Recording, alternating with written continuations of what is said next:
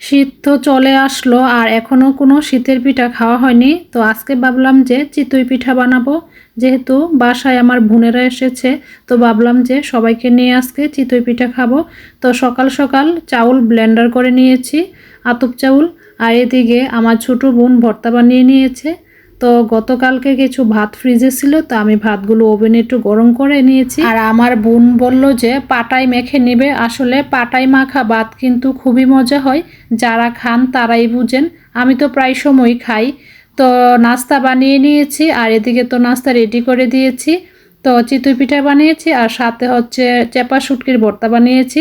আমার কাছে শুধু শুটকির ভর্তা দিয়ে চিতই পিঠা খেতে বেশি ভালো লাগে। আর সাথে হচ্ছে গতকালকে রান্না করা গরুর মাংস।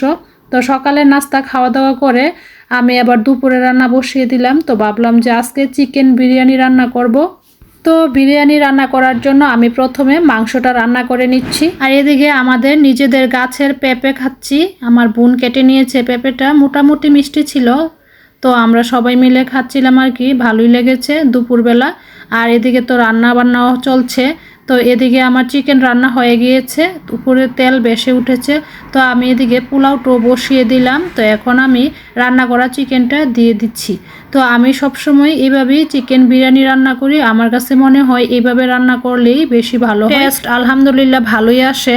তো এখন আমি ভালোভাবে চাউলের সাথে মিশিয়ে একটু দমে দিয়ে দিয়েছি। তো দমে দেওয়ার পর এই তো আমার বিরিয়ানি কিন্তু হয়ে গিয়েছে। আর আজকে একটু তাড়াহুড়া করে রান্নাবান্নাটা করে নিয়েছি। তো এখন দুপুরের খাবার রেডি করে নিয়েছি, সবাই খেয়ে নিচ্ছিলাম।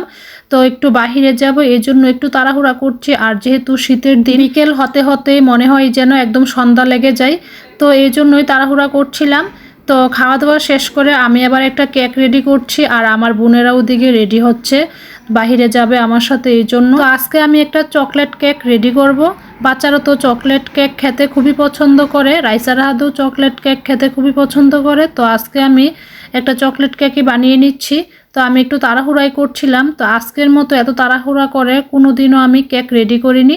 তো আজকে বাহিরে যাব বলেই একটু তাড়াহুড়া করছিলাম আর কি। তো আমি একটু বেশি করেই চকলেট দিয়ে দিচ্ছিলাম। চকলেট খেতে যেহেতু বাচ্চারা পছন্দ করে, তাই ভাবলাম যে নিজে যেহেতু বানাচ্ছি একটু ইচ্ছে মতোই চকলেট দিয়ে দিই। এই তো কেক তৈরি তো অলমোস্ট ডান। তো এখন আমি রেডি হয়ে যাব। সবাই তো আমার জন্য রেডি হয়ে অপেক্ষা করছে। কেক জিনিসটা এতটাই সেন্সিটিভ, মানে তাড়াহুড়া করলে কিন্তু ফিনিশিং ভালো আসবে না।